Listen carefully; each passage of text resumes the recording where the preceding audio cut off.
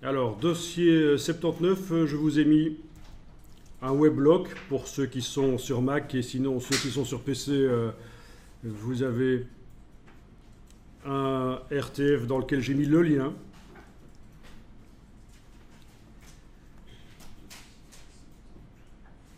Bon, c'est un blog de Geoffrey Dorn qui est assez bien connu sur le web dans le monde francophone.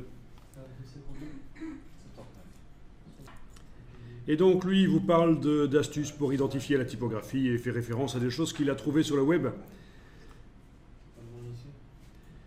Bon, moi je vais vous montrer le site What Font. C'est pas encore. Oui, on va voir, on va voir. Celui que je connaissais, c'était What the Font. Bon, mais ça, vous regarderez plus tard. On va faire un petit exercice où on va aller chercher sur Google, juste pour tester, une affiche. Par exemple, je tape Vintage Ad, donc affiche ancienne, public domaine. Oui, quoique, est-ce qu'il y a besoin de taper public domaine, vu que c'est forcément des affiches anciennes, elles sont certainement dans le public domaine, dans le domaine public. Alors voilà, vous allez repérer une affiche. Bon voilà, finalement j'ai tapé juste Vintage Ad. Et je vais m'intéresser par exemple à celle-ci. Je vais enfoncer la touche CTRL du PC, commande du Mac, je clique sur la vignette et je vais aller voir là. Et en fait, voilà ce qui peut se passer. Vous tombez sur une image, que ce soit sur le web ou en rue, vous la photographiez si c'est en rue ou n'importe où. Et parce que la police de caractère qui est sur l'affiche vous intéresse, mais vous ne savez pas comment retrouver cette police de caractère, comment s'appelle-t-elle, eh bien, on va voir qu'il y a des sites en ligne qui permettent de retrouver pour vous la police de caractère. Donc, vous avez l'affiche, je vais l'enregistrer là, ici.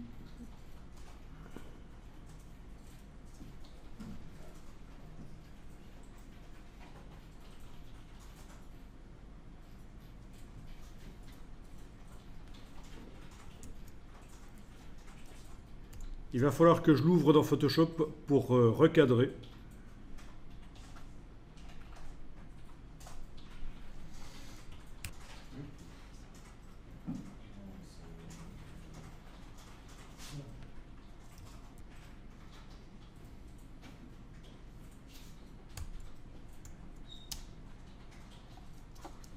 Voilà, recadrer la partie de l'affiche qui m'intéresse, c'est le texte.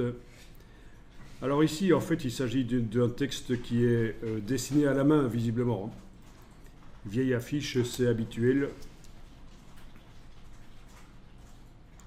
Mais malgré tout, je vais pouvoir trouver une police qui ressemble assez bien à ça.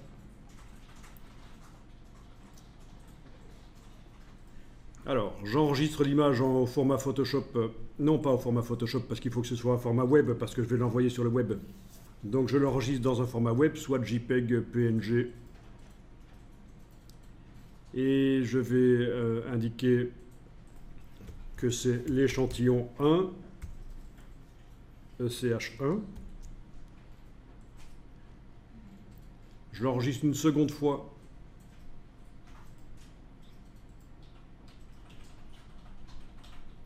Sous le nom échantillon 2.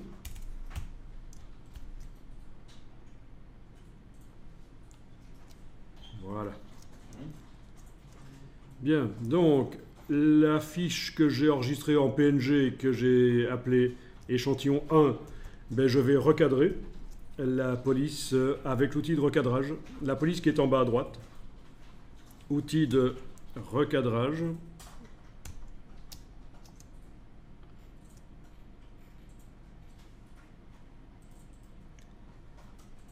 Ben oui, sinon le logiciel dans lequel je vais envoyer l'image ne va pas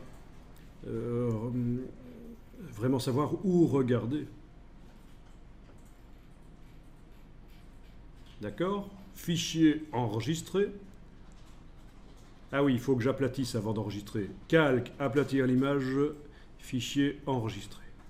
Et fermé. J'ouvre maintenant mon échantillon 2.png. outils de recadrage. Et c'est l'autre titre, là, la première ligne que je vais recadrer.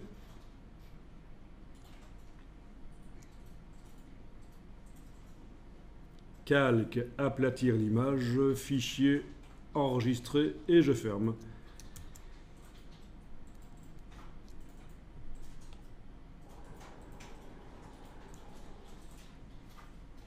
Donc, j'ai mon affiche que j'ai téléchargée et j'ai les deux PNG qui ont recadré les deux polices qui m'intéressent sur cette affiche. Et maintenant, on va aller sur le web et on va envoyer ces images sur le web.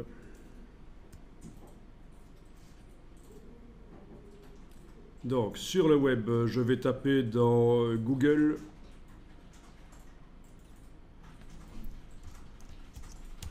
What the font.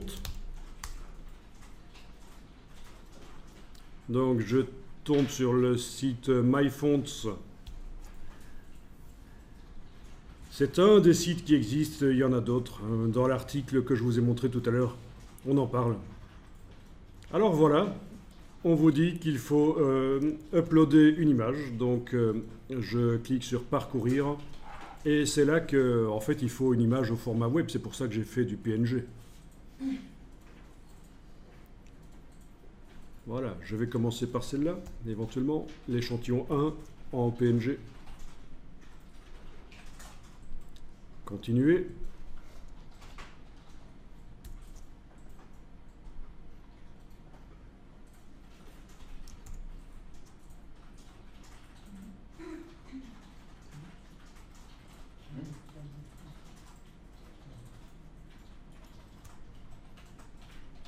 Donc,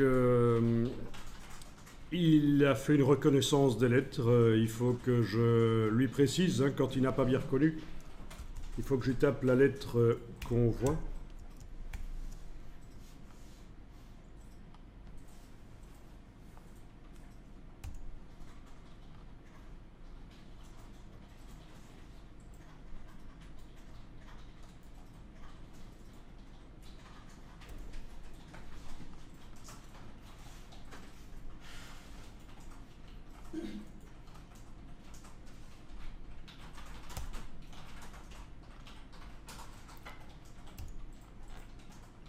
C'est particulièrement difficile ici, avec cette image, puisqu'il s'agit de police dessinée. S'il s'agissait d'une police qui vient d'un ordinateur, ce serait plus facile.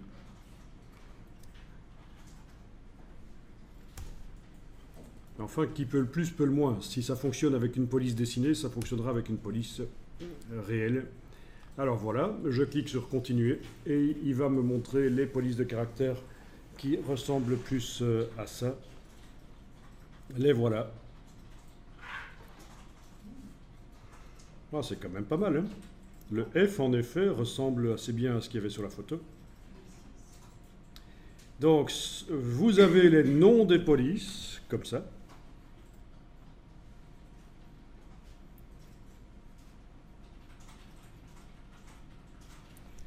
Ce qui vous permet éventuellement de les trouver en version gratuite sur un site comme Dafont, si vous ne voulez pas payer pour votre police de caractère. Sinon, ici, quand on clique sur le nom de la police, ça va certainement proposer de l'acheter, ben voilà. Les fontes, ça peut être cher, hein, ça peut monter au-delà de 100 €.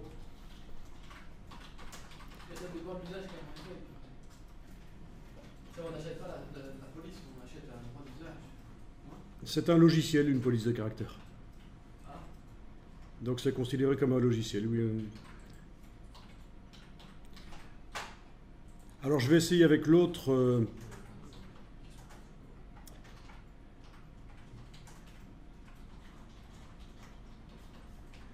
L'autre police de caractère.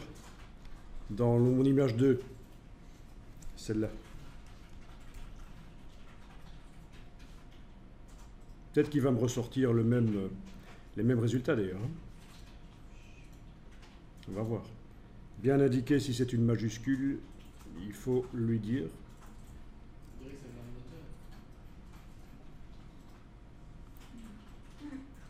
Ah, il m'a sorti quand même des polices différentes.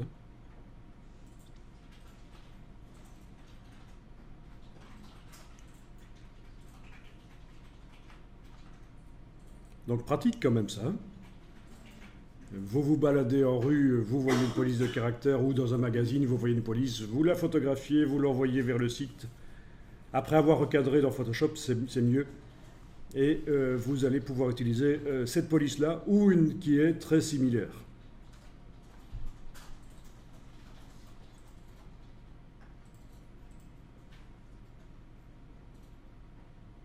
Voilà, celle-ci est à 32.